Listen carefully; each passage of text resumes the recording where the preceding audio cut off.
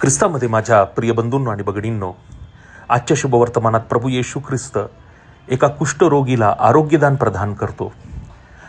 आणि फक्त आरोग्यदान नव्हे तर त्याला त्याची सामाजिक प्रतिष्ठा परत देतो. आणि या संपूर्ण चमत्कारामध्ये एक चित्तवेधक तपशील आहे. चमत्कार झाल्यानंतर येशू ख्रिस्त त्याला याजकासमोर जाऊन त्याचे चमत्कार साक्षांकित करण्याचा आदेश देतो. याचा अर्थ काय आहे? याचा अर्थ असं की यहुदी समाजामध्ये कुष्ठरोग्यांना कोणत्याही प्रकारचे स्थान नव्हते आणि केवळ एका याजकाच्या साक्षांकनाद्वारे त्याला परत त्याची प्रतिष्ठा मिळत असत. आणि याच्यासाठी त्याला संपूर्णपणे या कुष्ठरोगातून मुक्ती मिळणे गरजेचे होतं.